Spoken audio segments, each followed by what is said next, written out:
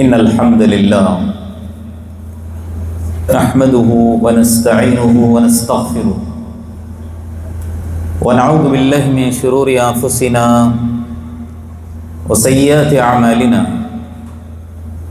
من يهده الله فلا مضل له ومن يضلل فلا هادي له وأشهد أن لا إله إلا الله وحده لا شريك له وأشهد أن محمدا عبده ورسوله أما بعد فإن خير الحديث كتاب الله وخير الهدي هدي محمد صلى الله عليه وسلم وشر الأمور محدثاتها وكل محدثة بدعة وكل بدعة ضلالة وكل ضلالة في النار وكما قال عليه الصلاة والتسليم أعوذ بالله من الشيطان الرجيم بسم الله الرحمن الرحيم يا أيها الذين آمنوا اتقوا الله حق تقاته ولا تموتن إلا وأنتم مسلمون يا أيها الناس اتقوا ربكم الذي خلقكم من نفس واحدة وخلق منها زوجها وبث منهما رجالا كثيرا ونساء واتقوا الله الذي تساءلون به والأرحام إن الله كان عليكم رقيبا يا أيها الذين آمنوا اتقوا الله وقولوا قولا سديدا يصلح لكم أعمالكم ويغفر لكم ذنوبكم ومن يطع الله ورسوله فقد فاز فوزا عظيما وقال الله عز وجل في موضع آخر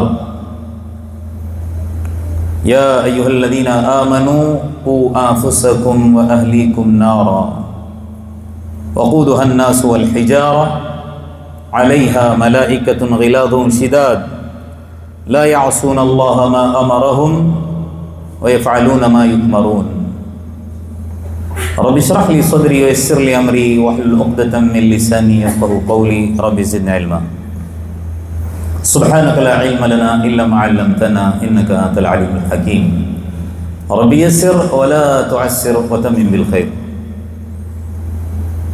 حاضرین جمعہ، اسلامی ماؤں بہنوں اور پیارے سے بچوں، ہر قسم کی بڑائی، بزرگی، شان و شوکت، عظمت و جلالت ایک اللہ وحدہ لا شریک کے لیے لائق اور ذبح ہے۔ درود ہو، سلام ہو عموماً تمام انبیاء علیہ السلام پر، خصوصاً سارے نبیوں کے سردار حضرت محمد صلی اللہ علیہ وسلم پر، آپ کے اصحاب، تابعین اور تبع تابعین پر۔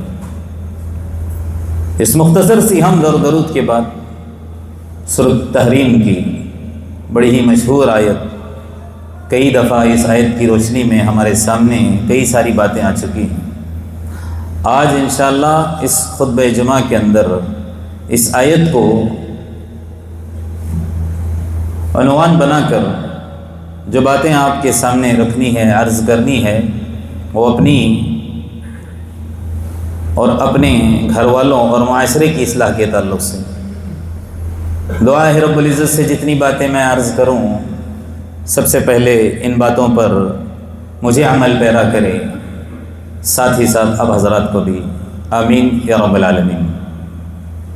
حضرات، اللہ تبارک و تعالیٰ نے اس آیت کریمہ کے اندر قیامت تک آنے والے مومنین سے خطاب کرتے ہوئے کیا فرمایا؟ اے ایمان والو، اے مومنوں، اپنے آپ کو، اپنے گھر والوں کو جہنم کی آگ سے بچاؤ۔ آگے کیا فرمایا؟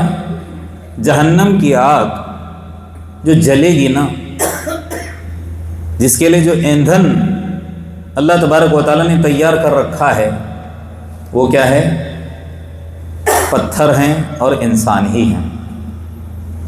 ہم یہاں آگ جلانے کے لیے گیس کا ہو، گیسلیٹ کا ہو، لکڑیوں کا استعمال کرتے ہیں نا۔ جہنم کی آگ کو اللہ تبارک و تعالیٰ سلگائے گا، روشن کرے گا، وہ بھڑکے گی، وہ کس سے؟ پتھر اور لوگوں کے ہی ذریعے سے۔ آگے کیا فرمایا؟ علیہا ملائکہ، اس جہنم کے اندر فرشتے ہیں بڑے سخت، سخت مزاج والے، ترش رو، ذرا برابر ان کے دلوں کے اندر رحم نام کی چیز ہے ہی نہیں۔ غلاظ شداد کہا، لا یعصون اللہ، وہ اللہ کی نافرمانی نہیں کرتے، وَيَفْعَلُونَ مَا يُؤْمَرُونَ، وہی کچھ کرتے ہیں جن باتوں کا ان کو حکم دیا جاتا ہے۔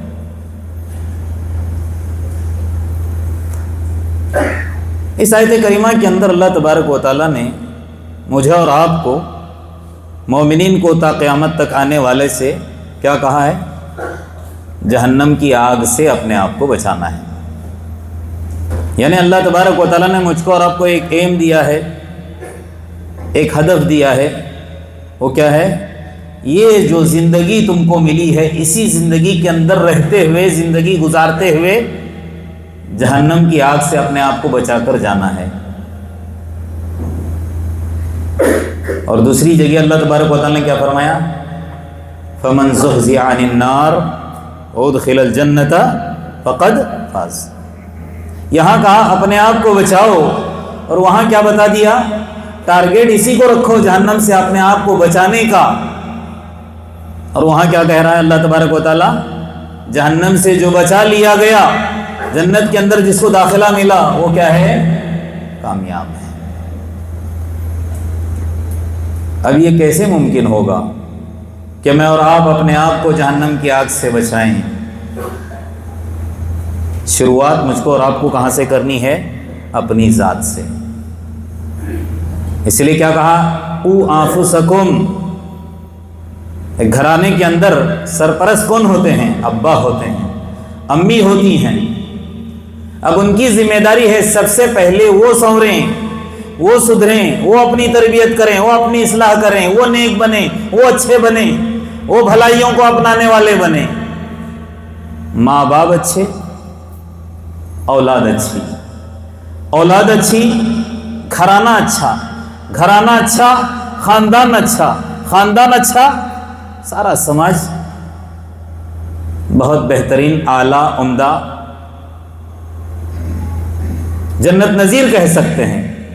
لیکن آج معاشرے کے اندر بگاڑ ہی بگاڑ ہے، فساد ہی فساد ہے، برائیاں ہی برائیاں ہیں۔ وجہ کیا ہے؟ معاشرے کے اوپر اثر خاندان کا پڑا ہے، خاندان کے اوپر گھرانے ماحول کا اثر، اور گھرانے کے اندر اولاد بگڑی ہوئی۔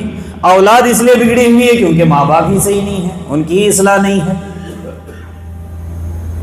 انہوں نے اپنے آپ کو سنوارا نہیں ہے۔ اور اس کی ابتدا کہاں سے ہوگی؟ آغاز کہاں سے ہوگا؟ یہ کیسے ممکن ہوگا؟ اس کے لیے جہاں سے مجھ کو اور آپ کو ابتدا کرنی ہے، اپنے آپ کو سامنے رکھ کر میں کہہ رہا ہوں، میں اور آپ سب سے پہلے اپنا عقیدہ درست کریں۔ ساری باتوں کا خلاصہ کلام شروعات کہاں سے ہوتی ہے؟ عقیدے سے ہی ہوتی ہے۔ عقیدے کے اندر فساد ہونے کی وجہ سے بہت ساری برائیوں کا انسان کیا ہوتا ہے؟ شکار ہوتا ہے۔ تو سب سے پہلے مجھ کو اور آپ کو اپنا عقیدہ درست کرنا ہے، اور اس کے لیے اللہ تبارک و تعالیٰ کا تعارف، اللہ تبارک و تعالیٰ کی پہچان یہ کس صورت میں ہوگی؟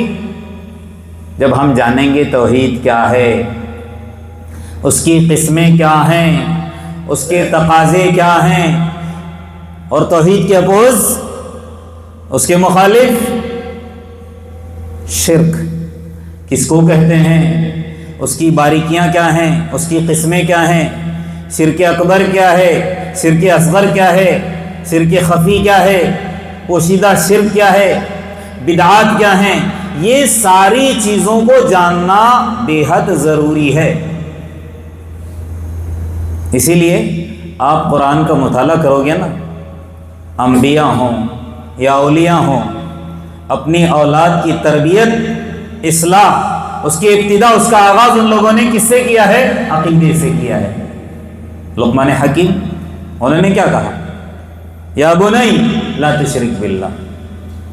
اپنے بیٹے کو سب سے پہلی بات کیا سمجھائی انہوں نے؟ میرے پیارے بیٹے، کبھی بھی اللہ کے ساتھ، اللہ کی عبادت میں کسی کو مت ملانا۔ ہے نہیں؟ کیا کہا؟ ان الشرک لظلم عظیم، شرک بہت ہی بڑا ظلم ہے، بہت سنگین جرم ہے، بہت بڑی بیماری ہے، لگ جاتی ہے دنیا بھی ضائع آخرت بھی ضائع۔ مشرک جو کام کرتا ہے نا، ایک موحد ہو کر ایسے گندے کام کبھی نہیں کر سکتا۔ مشرک کی عقل ماری جاتی ہے، اس کو احساس ہی نہیں ہوتا کیا کر رہا ہے، مخلوق کے سامنے جھکتا ہے، مخلوق کے سامنے اپنے مسائل رکھتا ہے، اس سے لو لگاتا ہے، اسی کو اپنا سب کچھ، جبکہ اس کو معلوم ہے جس کے سامنے وہ ہاتھ پھیلاتا ہے، جس کے سامنے جھکتا ہے، اس کی کچھ بھی حیثیت ہے ہی نہیں، وہ چاہے زندہ ہو وہ چاہے مردہ ہو۔ زندہ بھی ہے، وقتی طور پر اس کے پاس طاقت رہتی ہے، ایک وقت اس کے اوپر بھی آ جاتا ہے، بے بس اور لاچار ہو جاتا ہے۔ تو لہٰذا سب سے پہلے جس بات کا درس دیا وہ کیا ہے؟ شرک۔ اس سے بعد آ جاؤ، حضرت ابراہیم علیہ السلام خانہ کعبہ کی تعمیر کیے، مکہ شہر کو آباد کیا، ایسے نہیں، اللہ تبارک و تعالیٰ کی مدد سے۔ جب انہوں نے شہر آباد کیا تو دعا کیا کی؟ ہم دعائیں بھی نہیں کرتے نا، دعائیں بھی کرنی چاہیے۔ دعا کیا کی؟ رب اجعل ھذا البلد آمنا، اے اللہ جس شہر کو تیری مدد سے میں نے آباد کیا ہے، اس کو امن کا گہوارہ بنا دے، یہاں امن ہی امن ہو، کوئی گندگی، کوئی فساد، کوئی برائی، کوئی شر نہ ہو۔ اور آگے کیا کہا ذرا سنیے، وَجُنُبْنِي وَبَنِيَّ أَن نَعْبُدَ الْأَصْنَامَ، مجھ کو بھی میری اولاد کو بھی بت پرستی سے بچائیو۔ ابن کثیر رحمہ اللہ نے کسی سلف کے حوالے سے لکھا ہے کہ وہ جب یہ آیت پڑھنے لگے رونے لگے۔ کیوں روئے پتہ ہے؟ یہ وقت کے نبی ہیں، کون؟ حضرت ابراہیم علیہ السلام، جد امجد ہیں یہ، اور اس طرح کی دعا کر رہے ہیں کہ اللہ مجھے اور میری اولاد کو بت پرستی سے، بتوں کی پوجا سے بچا۔ تو مجھ کو اور آپ کو کس قدر اللہ تبارک و تعالیٰ سے دعا کرنی چاہیے اور بچنی چاہیے۔ کیا کہتے ہو؟ وَمَن يَأْمَنُ الْبَلَاءَ بَعْدَ ابراہیم،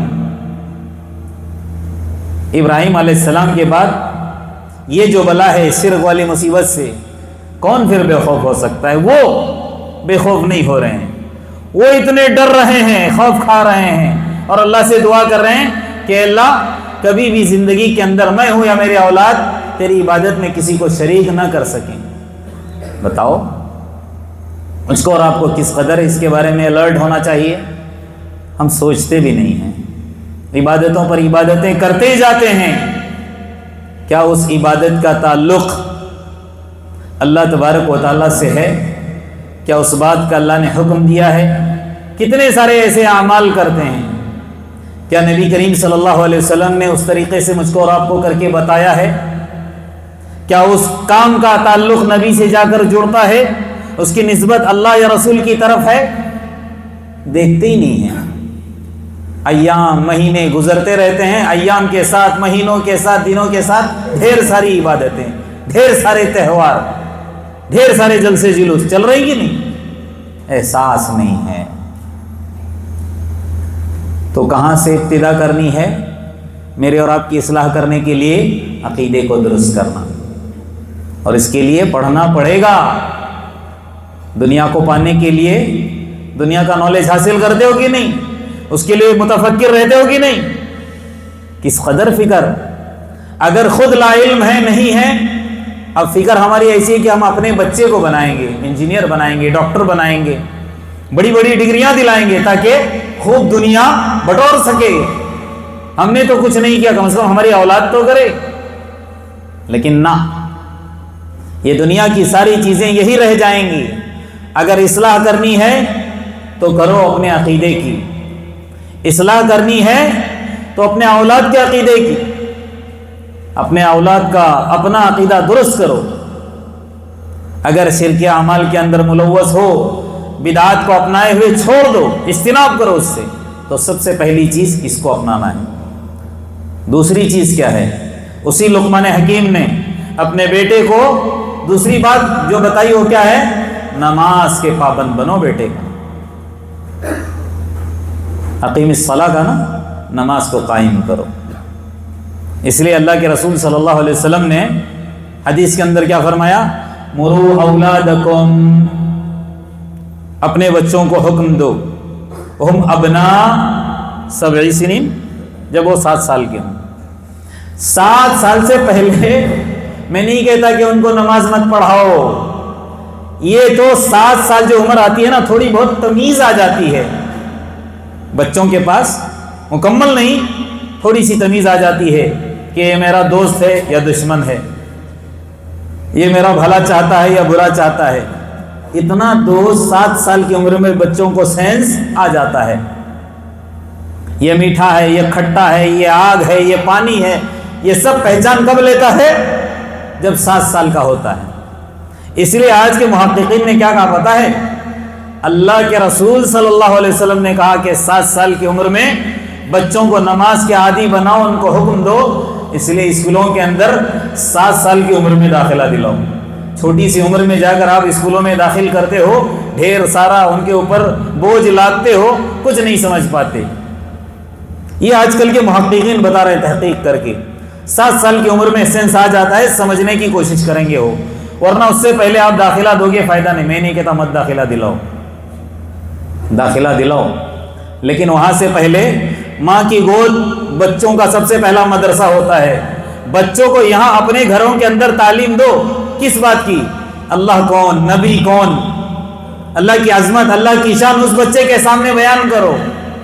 آج ہم کچھ دیکھتے نہیں، کچھ سمجھتے نہیں، کچھ سوچتے نہیں، جو اسکول پاتے ہیں انگریزی کی تعلیم ہوتی ہے داخلہ دلاتے ہیں۔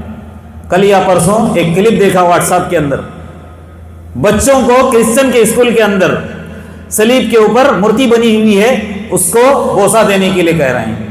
اب اس اسکول کے اندر مسلمانوں کے بھی بچے ہیں، غیروں کے بھی بچے، سب بچے پڑھتے ہیں، آگے بڑھ بڑھ کر بوسہ دے رہے ہیں۔ اگر واقعی میں اس کی تربیت ہوئی ہوتی مسلمان بچے کی، کبھی اس کو چومتا، کبھی اس کے پاس پھٹکتا؟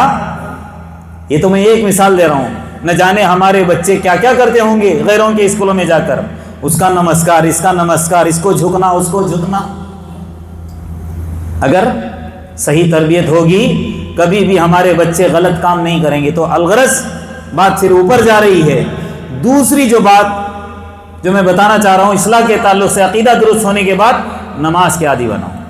جب 7 سال کے ہو حکم دو، لیکن آگے چلیے، اضربوہم علیہا 10 سنین، 10 سال کے ہونے پر مارو۔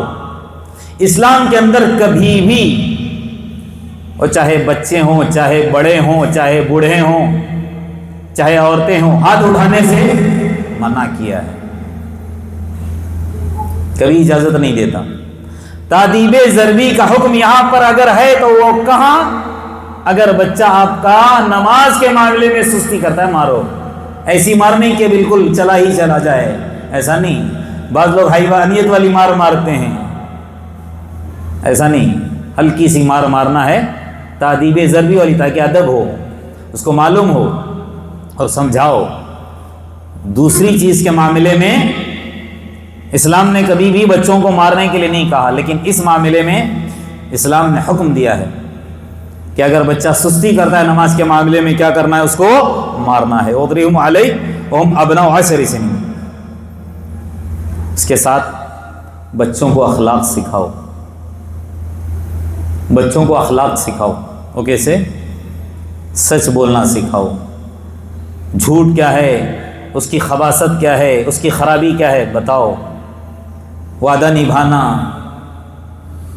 امانت داری، پاسداری، بڑوں کا لحاظ، چھوٹوں سے پیار، علماء کی توقیر، آج سب ختم ہوتی چلی جا رہی ہے۔ اللہ کے سامنے کیا فرمایا؟ من لم یرحم صغیرنا ولم یوقر کبیرنا ولم یبجر علماءنا فلیس منا، کہا جو بڑوں پر، چھوٹوں پر رحم نہیں کرتا، بڑوں کا ادب نہیں کرتا، علماء کی توقیر نہیں کرتا، لیکن انہوں نے کہا کہ وہ ہم میں سے نہیں ہے۔ یہ ساری چیزیں ان کو سکھانا ہے، اخلاق بتانا ہے۔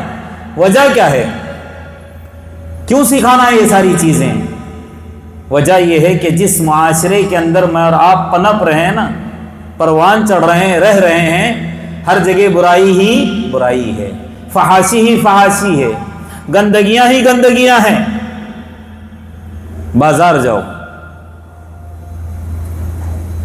سچائی کم، جھوٹ زیادہ، امانت داری کم، خیانت زیادہ، دھوکے بازی، ایک بول کر ایک دکھا کر ایک دینا، جھوٹ بول کر اپنے سامان کو بیچنا۔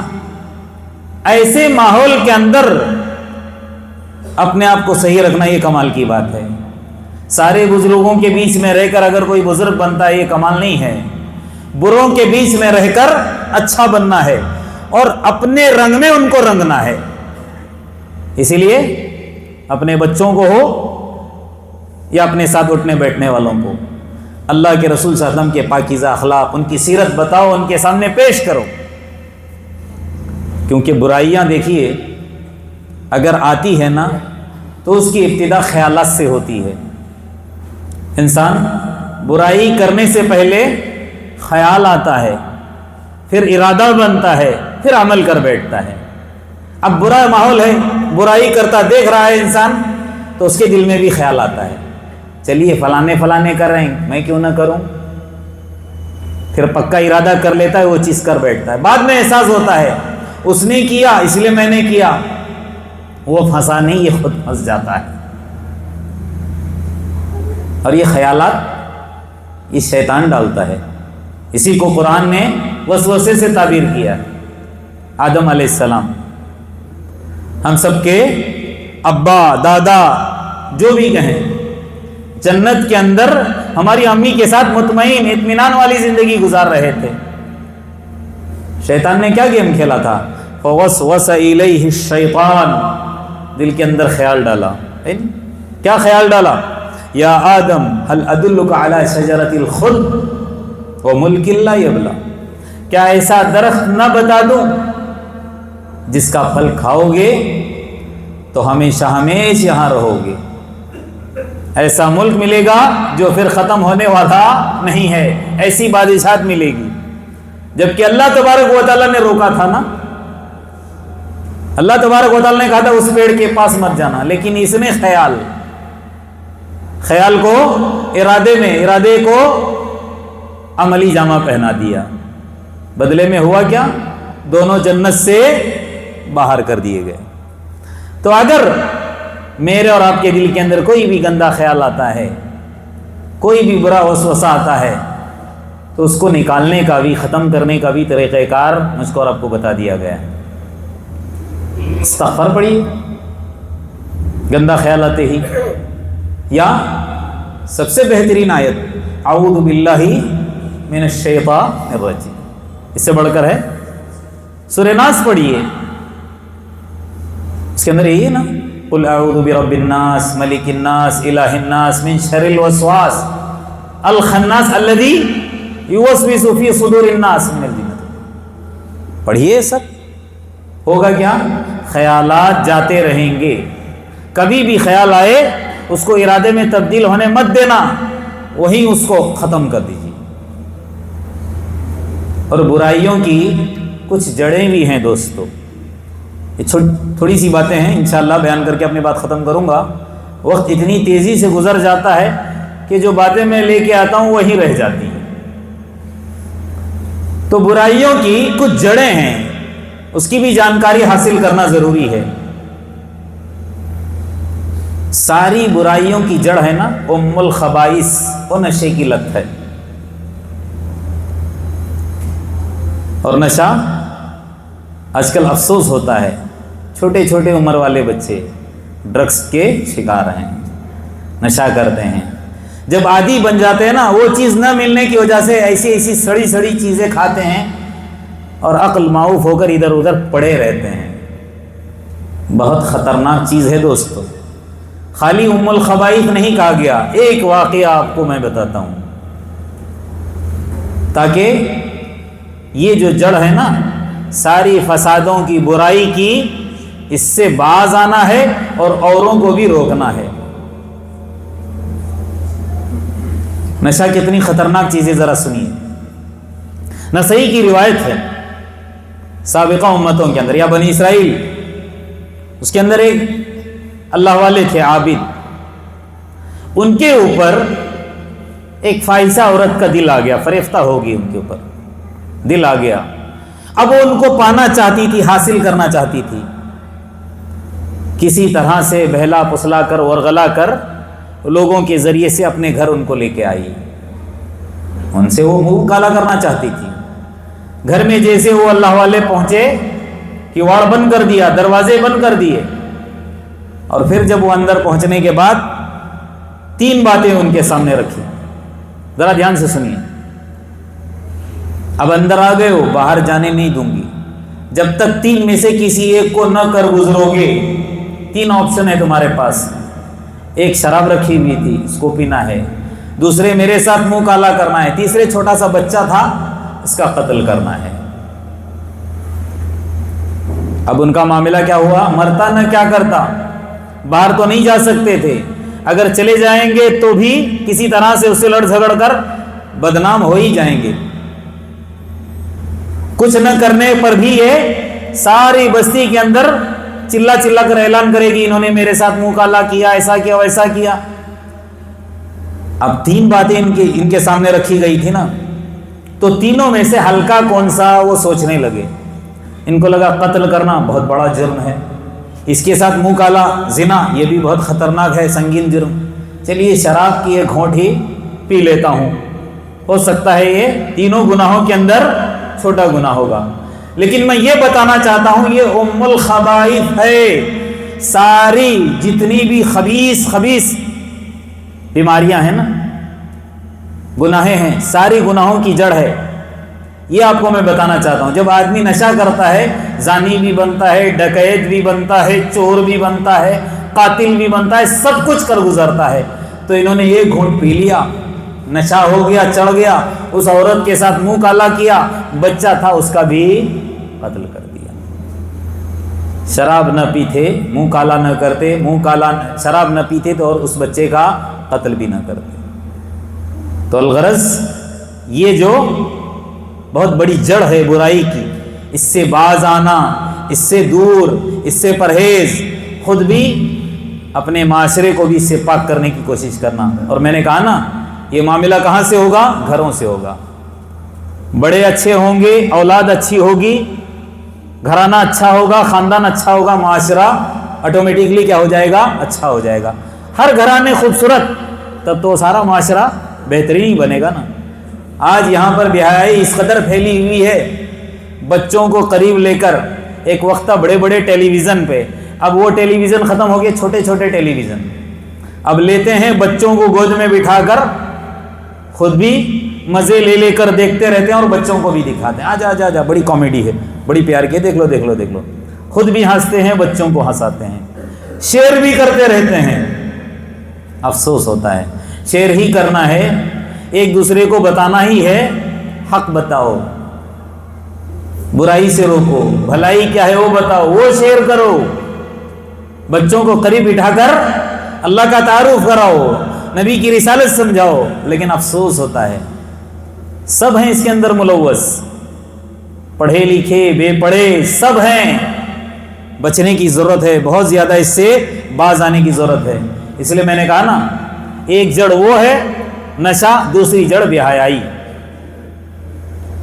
اب حیا نہ ہونے کی وجہ سے، غیرت نہ ہونے کی وجہ سے ہی تو ہوتا ہے نا ایسا۔ بے حیائی کے تعلق سے ایک دو باتیں بتا کر میں اپنی بات ختم کروں گا۔ اللہ کے رسول صلی اللہ علیہ وسلم ایک مرتبہ گزر رہے تھے، 2 بھائی، یہ بھی حدیث ہے اللہ کے رسول کی، 2 بھائی تھے، ایک بھائی دوسرے بھائی کو کیا کہہ رہا تھا؟ تو بڑا شرمیلا ہے، اتنی شرمانے کی ضرورت نہیں ہے، بات بات پہ بہت زیادہ تجھے غیرت آتی رہتی ہے، حمیت آتی رہتی ہے، چھوڑ دے یہ سب، بڑا شرمیلا اپنا بنا پھرتا ہے۔ اللہ کے رسول اللہ نے جب سنا اس سے کہا دع، اس کو چھوڑ دو، اور آگے کیا فرمایا؟ فَإِنَّ الْحَيَاءَ لَا يَأْتِي إِلَّا بِخَيْرٍ، اس کو شرمیلا رہنے دو، جو انسان حیادار ہوتا ہے حیا تو بھلائی ہی لے کر آتی ہے، حیا کے ذریعے سے بھلائیاں ہی بھلائیاں آتی ہیں، اور حیا آنکھ میں اور دل میں یہ اصل ٹھکانہ ہے۔ جس کے پاس حیا ہوتی ہے نا وہ نہ بد نظری کرتا ہے اور نہ ہی اس کے دل کے اندر غلط خیالات آتے ہیں، کیونکہ آنکھ کے ذریعے سے ہی ہوتا نا سب کچھ۔ ذرا سنیے کیسے آنکھ کے ذریعے سے ہوتا ہے۔ بخاری کی روایت ہے غالباً، ایک مخنث تھا مدینہ کے اندر۔ مخنث کس کو کہتے ہیں؟ مرد اور عورت کے بیچ والا، ہاں اردو میں چلیے نہ کہیں تو بہتر ہے، نامرد، مردانگی جس کے پاس نہیں ہوتی ہے اس کے لیے کوئی حیا نہیں ہے، عورتوں سے اس کو یا عورتوں کو اس سے کوئی پردہ وردہ ہے ہی نہیں۔ اللہ کے رسول اللہ کے زمانے کا واقعہ، مخنث ام سلمہ رضی اللہ عنہا ان کے گھر میں ہی آیا ہوا تھا، اور وہاں پر ان کے بھائی بھی تھے، غالباً اس کا نام حیث یا کچھ ہے۔ تو اللہ کے رسول صلی اللہ علیہ وسلم ام سلمہ رضی اللہ عنہا کے گھر آئے، یہ مخنث بھی وہیں پر تھا۔ اگر پردے کا معاملہ ہوتا تو اللہ کے رسول منع کرتے، عورت بھی ہے اور تو آیا ہے چلیے باہر، لیکن اجازت تھی۔ تو اللہ کے رسول صلی اللہ علیہ وسلم جب گھر میں آئے، یہ جو تھا نا مخنث، یہ ام سلمہ رضی اللہ عنہا کے بھائی عبداللہ، غالباً ان کا غلام تھا، مولا عبداللہ ابن امیہ آیا ہے، حدیث کے الفاظ ہیں۔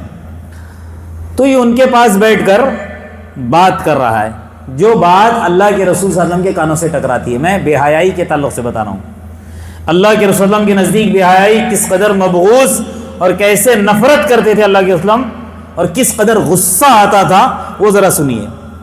یہ کہہ رہا ہے مخنث ہو کر، یا عبداللہ، ان فتح اللہ علیکم الطائف غدا فعلیک بابنتی غیلان فانها تقبل باربع وتدبر بثمان۔ ایک مخنث ہو کر ان کو ورغلا رہا ہے، کن کو؟ ام سلمہ رضی اللہ عنہا کے بھائی کو۔ کیا کہہ رہا ہے؟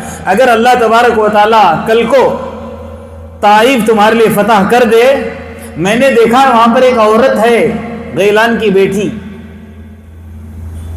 اس کو حاصل کر لو، اور اس کا فگر بیان کر رہا ہے، تقبل باربع وتدبر بثمان، ایسے ایسے جاتی ہے، ایسے ایسے آتی ہے۔ یہ حرکتیں کس کی ہوتی ہیں؟ ایک مخنث ہو کر تو یہ چیز نہیں دیکھے گا نا، جس کے پاس مردانگی ہوگی وہی تو اس طرح کی سوچ رکھے گا۔ اللہ کے رسول صلی اللہ علیہ وسلم کو اس قدر غصہ آیا کہ یہ ایک مخنث ہو کر اس طرح کی بات کرتا ہے۔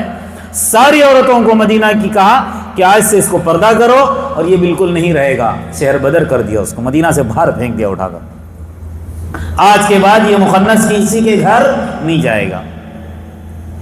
کہتے ہیں بیچارہ بھیک مانگنے والا تھا، وہ ہفتے میں ایک مرتبہ مدینہ آتا تھا، سارے ہفتے کی خیرات لے کر پھر مارے ڈر کے بھاگ چلا جاتا تھا، لیکن اللہ کے رسول نے اس کو وہاں رہنے نہیں دیا۔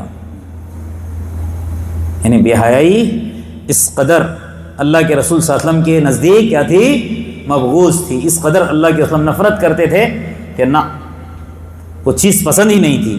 اور اللہ کے رسول نے کیا فرمایا؟ الحیاء شعبۃ من الایمان، حیا کیا ہے؟ ایمان کا حصہ ہے۔ مومن ہو کر بے حیا بے غیرت نہیں ہو سکتا۔ اور یاد رکھ لیجیے، برائی کہیں بھی ہو اس سے نفرت کرنا سیکھو، اور بھلائی کہیں بھی ہو اس سے محبت کرو۔ برائی سے نفرت، بھلائی سے محبت، لیکن برائی والے سے نہیں۔ یہ بھی سمجھنے والی بات ہے۔ آج معاملہ کیا ہو جاتا ہے؟ ہم ذرا دیندار بن جاتے ہیں، ہم ذرا سمجھدار ہو جاتے ہیں، اپنے ساتھ اٹھنے بیٹھنے والا دوست اس کو اس کی برائی سے اس کو چھڑانے کے ذریعے، یعنی اس کی برائی اس سے چھڑوانے کی کوشش کرنے کے بجائے ہم کیا کرتے ہیں؟ اس سے نفرت کرتے ہیں، اس کو آر دلانا چاہیے، یہ چیز غلط ہے، میں بھی تھا نا تیرے ساتھ، چھوڑ دے اس کو، بلکہ ہم اس سے نفرت کرنا شروع کر دیتے ہیں۔ یہ حال ہے دینداروں کا۔ مولوی بھی ایسے ہی ٹارگیٹ کرتے ہیں، اگر کسی کے پاس برائی ہے تو بتاؤ یہ تیری برائی، اس سے باز آ جاؤ، یہ نہیں کہ بس فائدہ نہیں ہے، یہ فلانا ہے، پورے معاشرے کے اندر اس کو بدنام کر دیتے ہیں، اس کی برائی کے ساتھ اس سے بھی لوگ کیا کرنے لگتے ہیں؟ نفرت کرنے لگتے ہیں۔ برائی سے نفرت، برائی والے سے نہیں، یاد رکھ لیجیے۔ ورنہ کبھی بھی ڈاکٹر کسی بیماری کا علاج نہ کرتا۔ ڈاکٹر کس سے نفرت کرتا ہے؟ مریض سے کرتا ہے کہ مرض سے کرتا ہے؟ بتاؤ۔ ڈاکٹر مریض سے نہیں، مریض سے پیار کرتا ہے، اس کے مرض سے نفرت، اس لیے دوا دیتا ہے تاکہ اس کی بیماری جڑ سے ختم ہو جائے اور وہ ٹھیک ہو جائے۔ ایسے ہی مجھ کو اور آپ کو کیا کرنا ہے؟ برائی سے نفرت کرنا ہے اور اس کی برائی اس سے چھڑوانے کی کوشش کرنی ہے۔ دیکھیے اللہ کے رسول صلی اللہ علیہ وسلم کس قدر مہربان تھے، کس قدر نرم تھے اپنے ساتھیوں کے تئیں۔ ذرا سنیے کہ برائی والے سے نہیں بلکہ کس سے نفرت کرنی ہے؟ برائی سے، تاکہ انسان وہ چیز چھوڑ دے۔ اللہ کے رسول صلی اللہ علیہ وسلم کے زمانے میں ایک آدمی شراب پی کر آیا، تو شراب اگر کوئی پیتا تو اس کو کوڑے مارے جاتے تھے۔ اب اس کی سزا، اس کو کوڑے مارے گئے، چلا گیا، 40 یا 50 جتنے بھی کوڑے بنتے ہیں، مار کھایا، چلا گیا۔ تھوڑے دن کے بعد پھر اس نے شراب پی، پھر لایا گیا اللہ کے کی خدمت میں، پھر کوڑے مارے گئے، پھر چلا گیا۔ پھر تھوڑے دن کے بعد پھر آیا، پھر شراب، مار کھا رہا ہے، پھر بھی شراب پینا نہیں چھوڑ رہا۔ اب جب تیسری مرتبہ آیا تو ایک صحابی رسول کو بڑا غصہ آیا، رہا نہیں گیا، ان سے کیا کہا؟ لعنت اللہ علیک کہا۔ حالانکہ اس کے اندر برائی تھی نا شراب والی، اس کے بارے میں کہنا چاہیے تھا کہ یہ چیز چھوڑ دے، بلکہ غصے میں کیا کہا؟ اللہ کی لعنت ہو تجھ پر، اسی سے نفرت کر بیٹھے۔ اللہ کے رسول اللہ نے کیا کہا؟ سنیے، لا تلعنوا، لعنت ملامت مت کر، اس سے کیا ہوگا؟ شیطان خوش ہو جائے گا۔ لا تلعنوا لا تعینوا علی اخیکم الشیطان، اپنے بھائی کے بارے میں شیطان کی مدد مت کرنا، اس کو لعن طعن مت کرنا۔ وجہ کیا ہے؟ اللہ کے رسول نے کیا فرمایا؟ شرابی ہے، 3 مرتبہ شراب پی کر آیا ہے۔ فإنہ یحب اللہ ورسولہ، یہ کیسا انسان ہے؟ اللہ اور اس کے رسول سے محبت کرتا ہے، برائی کرنے کی وجہ سے احساس ہے، اس لیے بار بار آ رہا ہے، مار کھا کے جا رہا ہے، اللہ اور رسول سے محبت کرتا ہے، لہٰذا اس کو لعنت مت کرنا۔ تو لہٰذا اگر کوئی انسان برائی کرتا ہے تو اس کی برائی پر نکیر کیجیے، اس کو برا بھلا مت کہیے، اس کو گالی مت دیجیے۔ ہاں، اگر اللہ کے رسول صلی اللہ علیہ وسلم لوگوں کو برا بھلا کہتے تو پھر آج ہم جو دیکھ رہے ہیں نا اس طرح کا مجمع، یہ مجمع نہ رہتا، کوئی مومن نہ رہتا تھا۔ اس لیے اللہ تبارک و تعالیٰ قرآن کے اندر کیا فرمایا؟ فَبِمَا رَحْمَةٍ مِّنَ اللَّهِ لِنْتَ لَهُمْ وَلَوْ كُنْتَ غَلِيظَ الْقَلْبِ لَانفَضُّوا مِنْ حَوْلِكَ۔ اللہ کی رحمت ہے آپ پر اے رسول محمد صلی اللہ علیہ وسلم کہ اللہ نے آپ کو نرم بنایا۔ اگر آپ سخت دل ہوتے، بڑے مضبوط دل والے ہوتے، لوگوں کے معاملے میں بڑے سخت ہوتے، تو آج جتنے صحابہ آپ کے اطراف میں پھر رہے نا، ایک بھی نہ رہتا، سارے بھاگ جاتے۔ تو لہٰذا برائی سے نفرت، بھلائی سے محبت، بھلوں کی صحبت۔ واصبر نفسک مع الذین یدعون ربهم بالغداة والعشی یریدون وجہہ، ایسوں کے پاس بٹھاؤ جو صبح شام کیا کرتے ہیں؟ اللہ تبارک و تعالیٰ کی خوشنودی چاہتے ہیں، اللہ کا ذکر کرتے ہیں، اللہ کی یاد کرتے ہیں۔ اللہ والوں کے مجلس میں اپنے آپ کو بٹھاؤ، سیکھو ان کے پاس بیٹھ کر۔ تو سخیر میں اللہ تبارک و تعالیٰ سے یہی دعا کرتا ہوں، جتنی باتیں کہیں گئی ہیں اللہ تبارک و تعالیٰ ان باتوں کے مطابق سب سے پہلے مجھے ان باتوں پر عمل پیرا کرے، ساتھ ہی ساتھ آپ حضرات کو بھی اللہ تبارک و تعالیٰ مجھے اور آپ کو دین کا صحیح فہم، صحیح سمجھ عطا کرے۔ اللہ تبارک و تعالیٰ مجھ کو اور آپ کو اپنا عقیدہ درست کرنے کی،